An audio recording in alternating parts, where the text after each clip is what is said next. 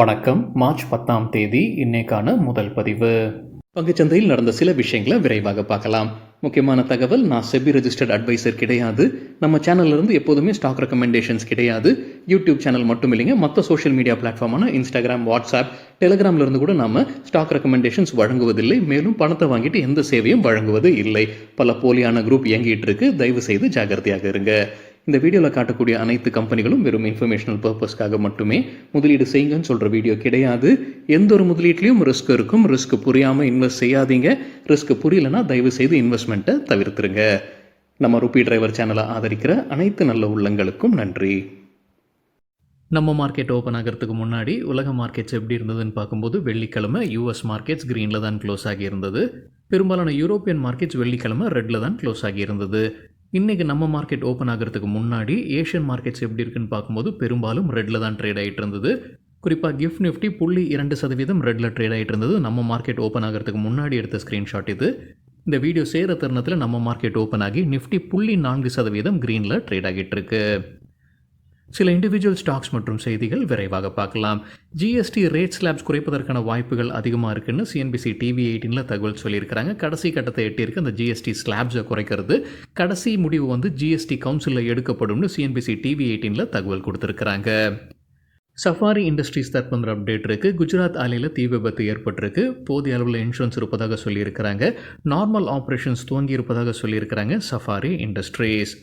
Pasar Style Retail Limited புது கடையை திறந்திருக்கிறாங்க பீகார் மாநிலத்தில். இதை சேர்த்து இப்போ கம்பெனி கைவசம் 209 கடைகள் இருப்பதாக அப்டேட் கொடுத்துருக்குறாங்க. நியோஜன் கெமிக்கல்ஸ் குறித்து என்டிடிவி ப்ராஃபிட்லேருந்து கிடைத்த ஒரு தகவல், நிதியாண்டு 2025 மற்றும் 26 ரெவென்யூ கைடன்ஸை குறைச்சிருக்கிறாங்க. அதற்கு முக்கிய காரணம் அவங்க சொல்லியிருப்பது தஹேஜ் ஆலையில் ஏற்பட்ட தீ விபத்து தான். 2025 நிதியாண்டுடைய ஸ்டாண்டலோன் ரெவென்யூ கைடன்ஸ் அவங்க இப்போ கொடுத்துருப்பது 765 800 கோடி ரூபாய். முன்னே அவங்க சொல்லியிருந்தது 800 825 கோடி ரூபாய் கைடன்ஸ் கொடுத்துருந்தாங்க. அதை கம்மி பண்ணியிருக்கிறாங்க. நிதியாண்டு 2026 ரெவென்யூ கைடன்ஸ் அவங்க கொடுத்துருப்பது 775 850 கோடி ரூபாய். முன்னே அவங்க சொல்லியிருந்தது 950 1000 கோடி ரூபாய்.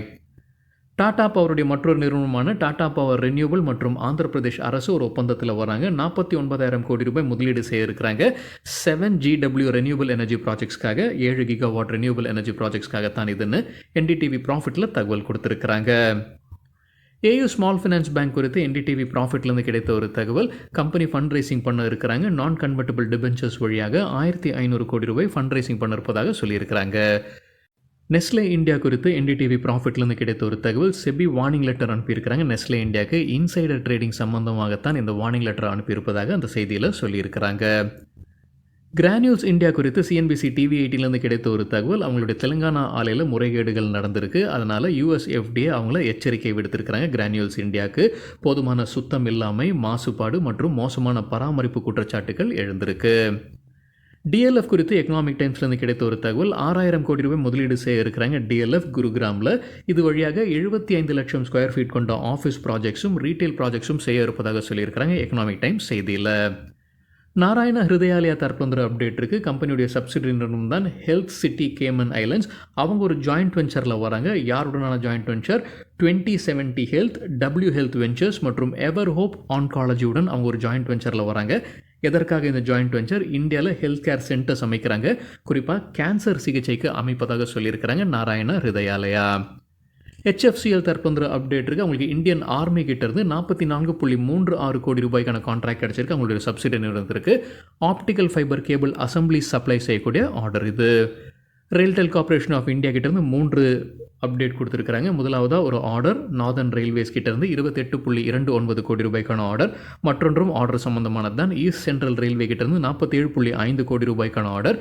மூன்றாவது அப்டேட், அவங்க டிவிடெண்ட் குறித்தான முடிவு மார்ச் 12ஆம் தேதி எடுக்க இருக்கிறாங்க RailTel corporation of India. NDR auto components குறித்து மணி கண்ட்ரோல்லேருந்து கிடைத்த ஒரு தகவல், அவங்களுக்கு மகாராஷ்டிரா இண்டஸ்ட்ரியல் டவுன்ஷிப்புடன் ஒரு ஒப்பந்தத்தில் வராங்க. 26.39 ஏக்கர் நிலத்தை வாங்குறாங்க. அவங்களுடைய விரிவாக்கத்திற்காக 37.6 கோடி ரூபாய் செலவில். JSW ஸ்டீல் தரப்புல அப்டேட் இருக்குது. பிப்ரவரி மாதத்திற்கான கன்சாலிடேட்டட் க்ரூட் ஸ்டீல் ப்ரொடக்ஷன் டேட்டாவை வெளியிட்டிருக்கிறாங்க. 24.07 லட்சம் டன், இயர் ஆன் இயர் 12% அதிகரிச்சிருக்கு. கெப்பாசிட்டி யூட்டிலைசேஷன் இந்தியன் ஆப்ரேஷன்ஸில் பிப்ரவரி மாதத்தில் 93.5% இருந்திருப்பதாக தகவல் கொடுத்துருக்குறாங்க JSW ஸ்டீல். ஷில்பா மெடிகேர் தரப்பு வந்து அப்டேட் இருக்குது. ராய்ச்சூர் ஆலையில் United States food and drug administration ஆய்வு நடத்தி இருந்திருக்கிறாங்க. மார்ச் 3ஆம் தேதியிலிருந்து 7ஆம் தேதி வரைக்கும். இதற்கு பிறகு ஒரு அப்சர்வேஷன் கொடுத்துருக்குறாங்க. விரைவில் சரி செய்யப்படும்னு சொல்லியிருக்கிறாங்க ஷில்பா மெடிகேர். ஜிண்டால்சா கம்பெனிக்கு SMC global securities buy rating கொடுத்துருக்குறாங்க. எதிர்பார்க்குற டார்கெட் 310 315, கொடுத்துருக்கிற கால அளவு அடுத்த 5 7 வாரங்கள். சன்ஃபார்மா குறித்து மணி கண்ட்ரோல்லேருந்து கிடைத்த ஒரு தகவல். அவங்க நாஸ்டாக் நிறுவனமான செக் பாயிண்ட் தெரபியூட்டிக்ஸை 3000 கோடி ரூபாய்க்கு வாங்குறாங்க. கேன்சர் பிஸ்னஸில் இருப்பதாக சொல்லியிருக்கிறாங்க சன்ஃபார்மா இந்த செக் பாயிண்ட் தெரபியூட்டிக்ஸ். போதல் கெமிக்கல்ஸ் குறித்து சிஎன்பிசி டிவி 18 கிடைத்த ஒரு தகவல். அரசு எடுத்த ஒரு நடவடிக்கை கம்பெனிக்கு பாசிட்டிவாக இருப்பதாக சொல்லியிருக்கிறாங்க. என்ன நடவடிக்கை எடுத்திருக்கிறாங்க? ஃபினான்ஸ் மினிஸ்ட்ரி வந்து ஆன்டி டம்பிங் டியூட்டி போட்டிருக்கிறாங்க. எந்த பொருள் மீது? TCCA அப்படின்ற பொருள் மீது இவங்க இந்த ஆன்டி டம்பிங் டியூட்டியை அரசு கொண்டு வராங்க. 5 ஆண்டு இருக்குது. ஸோ வெளிநாட்டிலிருந்து வரக்கூடிய இந்த கெமிக்கலுக்கு வந்து அவங்க ஆன்டி டம்பிங் டியூட்டி போட்டிருக்கிறாங்க. இந்தியாவில் இந்த கெமிக்கலை உற்பத்தி செய்யக்கூடிய நிறுவனம் போதல் கெமிக்கல்ஸ். போதல் கெமிக்கல்ஸ் அவங்க ப்ரெஸ் ரிலீஸில் என்ன சொல்லியிருக்காங்கன்னா, அவங்க மட்டும்தான் இதை உற்பத்தி செய்வதாக சொல்லியிருக்கிறாங்க இந்தியாவில்.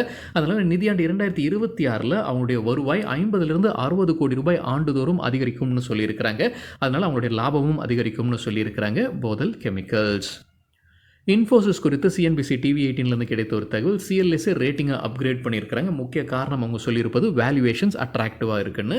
CLSA ஹோல்டிலிருந்து அவுட் பர்ஃபார்மாக அப்கிரேட் பண்ணியிருக்கிறாங்க. எதிர்பார்க்குற டார்கெட் 1978 ரூபாய். பேங்க் ஆஃப் அமெரிக்கா செக்யூரிட்டிஸ் கொடுத்துருக்கிற டார்கெட் இன்ஃபோசிஸ்க்கு 2150 ரூபாய். தற்போதைய லெவலிருந்து 27% அதிகரிப்பதற்கான வாய்ப்பு இருக்குது. IRB இன்ஃப்ராஸ்ட்ரக்சர் டெவலப்பர்ஸ் தரப்பு அப்டேட் இருக்குது. பிப்ரவரி மாதத்திற்கான டோல் கலெக்ஷன் டேட்டாவை வெளியிட்டிருக்கிறாங்க. 528 கோடி ரூபாய். இயர் ஆன் இயர் 14% அதிகரிச்சிருக்கு. பர் டே டோல் ரெவென்யூ 18.9 கோடி ரூபாய். இயர் ஆன் இயர் 18% அதிகரிச்சிருக்கு.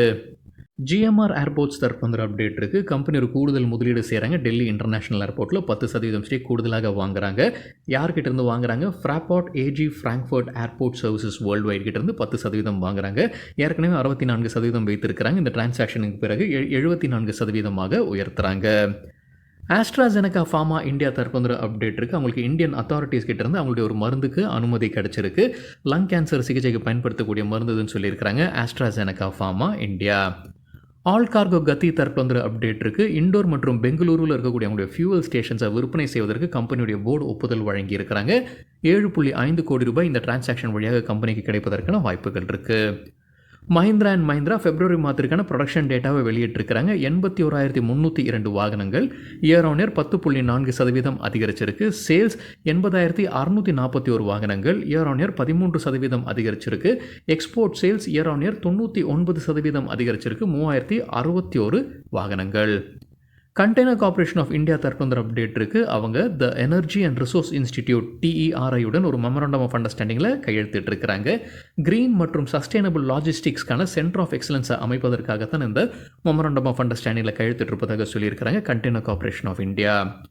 BHEL பாரத் ஹெவி எலக்ட்ரிக்கல்ஸ் தரப்பு அப்டேட் இருக்குது. டெல்லி ஹைகோர்ட் கம்பெனிக்கு சாதகமாக தீர்ப்பு வழங்கியிருக்கிறாங்க. 115 கோடி ரூபாய் பிரச்சனை இருந்திருக்கு அவங்களுக்கும் ரத்தன் இந்தியா பவருக்கும். ரத்தன் இந்தியா பவர் தான் கோர்ட்டுக்கு போயிருக்கிறாங்க. ஸோ இப்போ டெல்லி ஹைகோர்ட் வந்து BHELக்கு சாதகமாக தீர்ப்பை வழங்கியிருக்கிறாங்க. 115 கோடி ரூபாய். அதை இல்லாமல் கூடுதலாக இன்ட்ரெஸ்ட் 18% ஆண்டுதோறும் இன்ட்ரெஸ்ட்டும் போட்டு ரத்தன் இந்தியா பவர் வந்து BHELக்கு வழங்க வேண்டும்னு உத்தரவு பிறப்பித்திருக்கிறாங்க. GR இன்ஃப்ரா ப்ராஜெக்ட்ஸ் தரப்பு அப்டேட் இருக்குது. கம்பெனி டிவிடெண்ட் அறிவிச்சிருக்கிறாங்க. 12 ரூபாய் 50 பைசா. அது மட்டும் இல்லாமல் அவங்க GGBHPL 100% ஸ்டேக்கை விற்பனை செய்வதற்கும் முடிவு செய்திருக்கிறாங்க. GR infra projects. IndusInd bank குறித்து சிஎன்பிசி டிவி 18 கிடைத்த தகவல். வீக்கெண்டில் நம்ம ஒரு செய்தி பார்த்துருந்தோங்க. RBI வந்து அனுமதி வழங்கியிருக்கிறாங்க. 1 ஆண்டுக்கு எக்ஸ்டென்ஷன் கொடுத்துருக்காங்க தற்போதைய CEOக்கு.